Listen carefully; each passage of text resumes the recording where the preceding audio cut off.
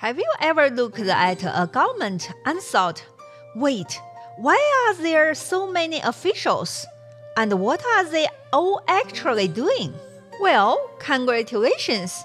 You just discovered a problem China struggled with for over 2,000 years. And no, there wasn't corruption. It was something much deeper. Let me explain. When everything became the emperor's job, before China was unified, power was spread out. Local nobles ran their own regions. They hired their own people. They paid their own officials. Then China was unified under one ruler. Suddenly, all land belonged to the emperor. All taxes went to the emperor. All official positions came from the emperor. Which sounds great, until you realize the emperor now had one massive problem. How do you keep everyone loyal when you control all the jobs? Why titles were better than money? In theory, the emperor could reward people with money. In reality, money runs out. Government titles don't. In Imperial China, a government position meant stable income, social status, legal protection, and a job that was almost impossible to lose. So emperors and ambitious followers reached a second agreement. Don't pay me once, give me a title forever. And just like that, extra officials were born, not because the government needed them, but because politics did. Crisis mode, hand out jobs, ask questions later. Every time China faced a major crisis, rebellions, civil wars, invasions, the same thing happened. Local strongmen raised private armies. The central government panicked, and the court said, "Great job defending the empire. Here's an official title. Please stay loyal." One famous example, a man named Liu Bei. Before founding his own kingdom, he earned a small government post for fighting rebels. And he wasn't alone. Thousands received similar rewards.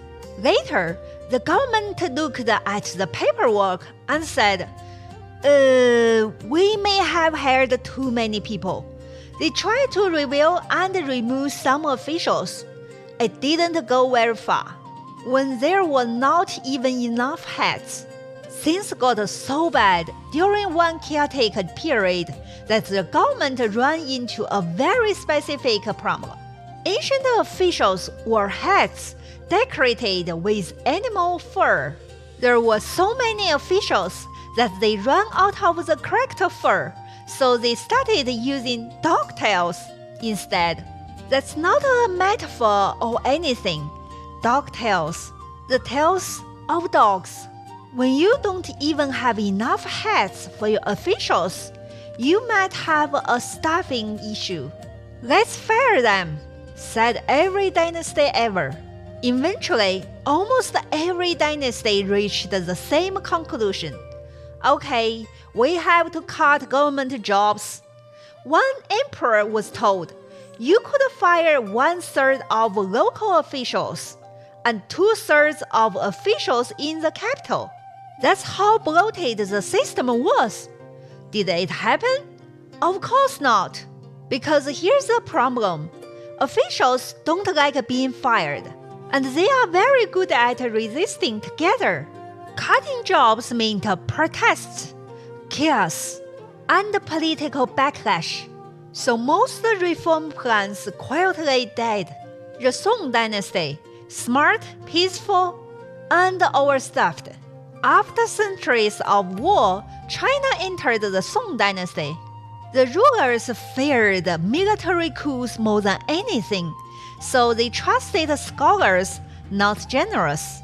They massively expanded government exams, basically national entrance tests. But here's the issue. Hundreds passed every year. Only a limited number of real jobs existed. So what happened?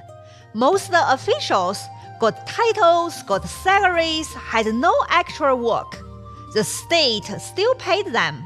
Why? because unemployed elites are dangerous elites.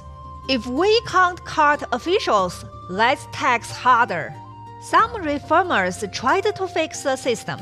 They proposed reducing exam admissions, limiting inherited positions, cutting unnecessary posts. Officials responded with protests and threats of instability. So one reformer tried a different idea. Fine, if we can't shrink the government, let's squeeze more money out of society. Higher taxes, more state control, more revenue. Financially, it worked. But the number of officials kept growing even faster. You can probably guess how that ended. The ultimate solution, selling government jobs. Later dynasties found a new trick. They started selling official titles.